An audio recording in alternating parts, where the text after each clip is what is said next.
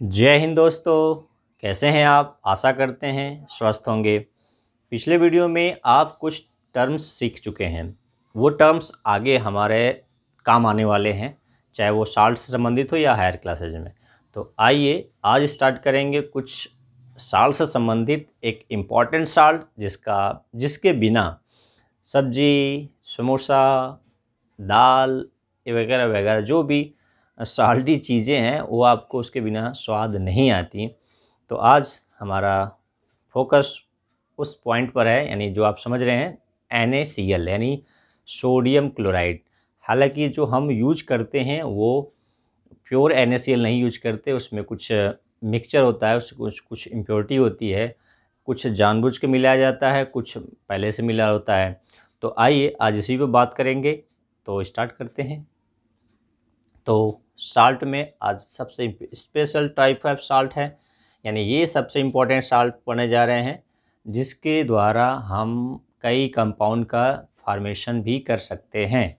तो NaCl का chemical formula NaCl है, तो इसका कॉमन नेम यानी केमिकल नेम क्या है? सोडियम क्लोराइड, पहले से पता है। इसको कॉमन साल्ट कहते हैं, पहले से पता है। इसको टेबल साल्ट क्यों कहते हैं ये आप मुझे कमेंट करके बताएंगे कि इसको टेबल साल्ट क्यों कहते हैं। ठीक है, तो इसका कहाँ कहाँ पाया जाता है ये जल्दी समझ लेते हैं कि इसका सोर्स क्या है। तो सोर्स यानी अकरेंस एंड एक्सट्रैक्शन, यानी कहाँ पाया जाता है, कैसे एक्सट्रैक्ट यानी निकाला जाता है। तो पहला सबसे बड़ा सोर्स है सी वाटर, समुद्री जल। उसका क्या करते हैं? इवेपोरेशन करते हैं बड़े बड़े क्यारियाँ बनाकर। जब समुद्र की लहरें आती हैं तो क्यारियाँ भर जाती हैं, और जब इसको ड्राई करते हैं यानी सनलाइट और एयर से क्या होता है, जब इवेपोरेशन हो जाता है तो साल्ट बच जाता है, जिसका क्या करते हैं? प्यूरिफिकेशन कर लेते हैं, यानी उसको रिफाइनिंग करके उसको बाज़ार में मार्केट में सोल्ड कर दिया जाता है।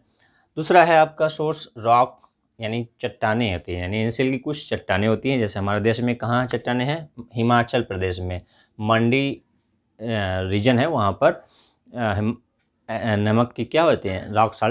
रॉक साल्ट, यानी जो साल्ट के रॉक होते हैं उनसे ये निकाला जाता है। वो पहले से क्रिस्टलाइज है, यानी वो जमा है वहाँ पर। तीसरा है आपका इनलैंड लेक, यानी जो हमारे देश में कुछ जगह पर इनलैंड यानी जो हमारे समुद्र से दूर लेकिन समुद्री झीलें हैं, यानी खारापन झीलें, समुद्री झीलें नहीं, समुद्र से दूर जो खारापन पानी का झील है उसको हम इनलैंड बोलते हैं, लेक। जिसमें जैसे एग्जांपल है आपका सांबर लेक राजस्थान में। इससे भी नमक क्या होता है, यानी NaCl एक्सट्रैक्ट किया जाता है बाय इवेपोरेशन। तो ये हो गया इसका सोर्स और इसका एक्सट्रैक्शन, यानी कहाँ से निकाला जाता है, कैसे निकाला जाता है। अब इसके प्रॉपर्टीज़ की बात कर लें तो इसकी प्रॉपर्टीज़ क्या क्या है। तो आप जानते हैं इसका बताने की फिजिकल प्रॉपर्टी ज़रूरत नहीं है कि कैसा, किस स्टेट में किस कलर का होता है। तो ये कलरलेस क्रिस्टलाइन सॉलिड। हाँ, एक वर्ड आपको सामने आया, क्रिस्टलाइन सॉलिड। इसका क्या मतलब है ये हम हायर क्लास में पढ़ेंगे। आपको मोटी मोटा बता दें कि जब किसी सॉलिड में कॉन्स्टिट्यूएंट्स बिल्कुल अरेंजमेंट हो, जैसे एग्जाम्पल के तौर पर आप क्लास में बैठते हैं और एग्ज़ाम में बैठते हैं। जब एग्ज़ाम में बैठते हैं तो वेल ऑर्डर होता है आपके बैठने का। जब आप क्लास में बैठते हैं तो आप वहीं स्टूडेंट होते हैं, लेकिन क्लास में अरेंजमेंट थोड़ा सा डिफरेंट होता है। तो जब एग्ज़ाम में आपका जो सीटिंग प्लान होता है वैसा अरेंजमेंट यदि आप सॉलिड में समझें कि उसका अरेंजमेंट फिक्स होता है, ज्योमेट्री फिक्स होता है, वेल ऑर्डर होता है, तो उसे हम क्रिस्टलाइन सॉलिड कहते हैं। सॉलिड भी ज्योमेट्रिकल यानी क्रिस्टलाइन सॉलिड और अलग तरह का सॉलिड होता है जिसे अमॉर्फस कहते हैं। तो यही है मतलब क्रिस्टलाइन का मतलब परफेक्ट ऑर्डर है जो उसमें प्रेजेंट है, एटम, आयन या मॉलिक्यूल। चलिए, तो ये सॉलिड से ही संबंधित है।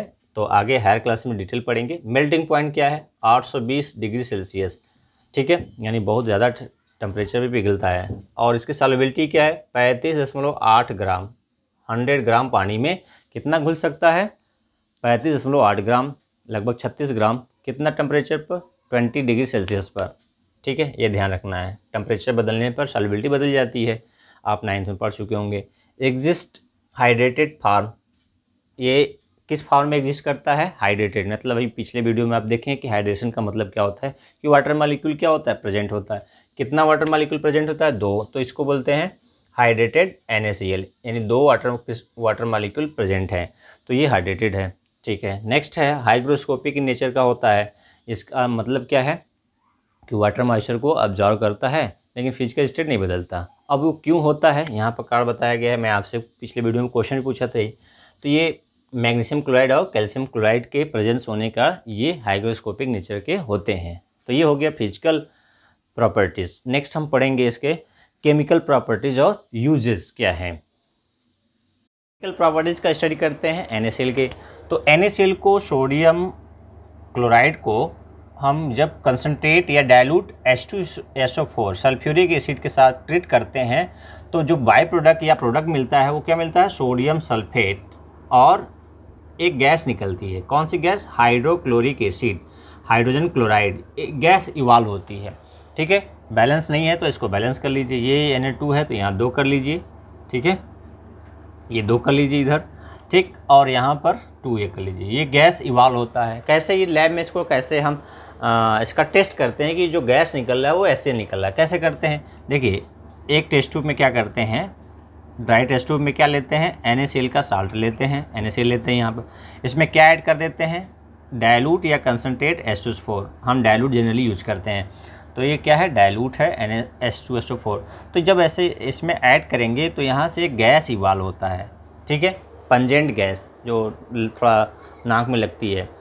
तो उस गैस का हमें टेस्ट करना है कि जो गैस इवाल्व हो रहा है, निकल रहा है, वो HCl यानी हाइड्रोक्लोरिक गैस है। कैसे टेस्ट करते हैं, तो उसके लिए हम लोग क्या करते हैं, ये अमोनियम हाइड्रोक्साइड का जो बॉटल है, कैप लगा होता है भरा, उसको क्या करते हैं, इसमें ग्लास राड डीप करते हैं। ग्लास राड क्या है, ग्लास राड को डीप करते हैं और इसके माउथ पर ले जाते हैं, जहाँ से गैस रिलीज हो रहा है उसके कांटेक्ट में लाते हैं। तो ग्लास राड क्या होता है, इसके ऊपर डेंस फ्यूम जमा हो जाता है, डिपॉजिट हो जाता है, डेंस फ्यूम डिपॉजिट हो जाता है।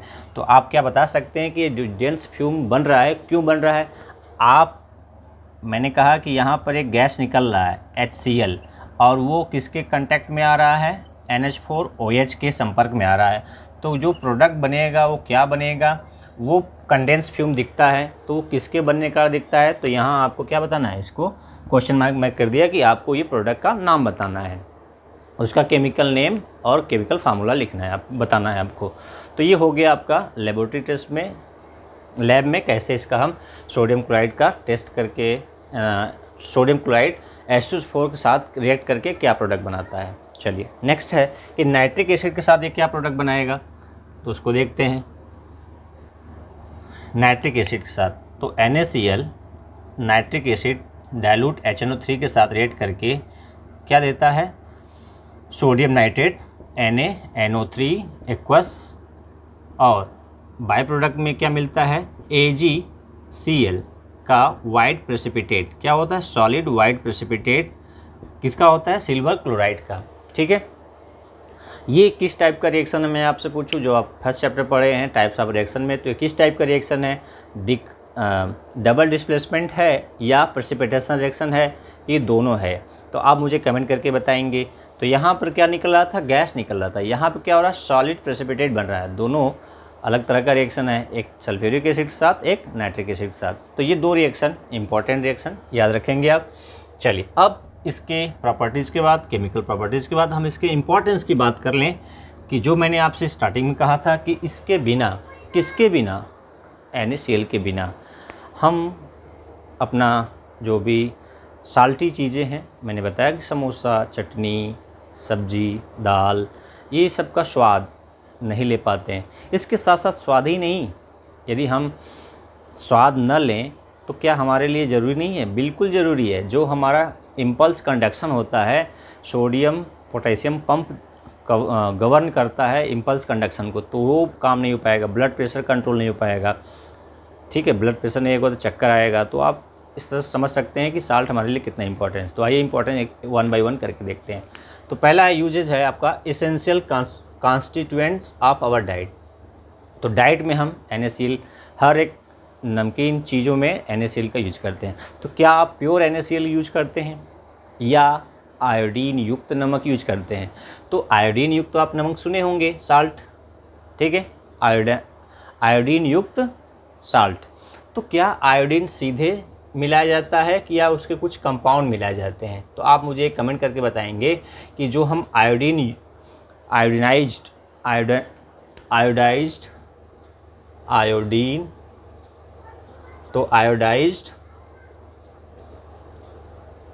जो साल्ट होता है उसमें आयोडीन मिलाते हैं, तो उसमें हम प्योर आयोडीन मिलाते हैं या उसके कुछ कंपाउंड मिलाते हैं? ये आप मुझे कमेंट करके बताएंगे कि कौन सा मिलाते हैं, ये या उसके कंपाउंड। ए है ऑप्शन की, बी है।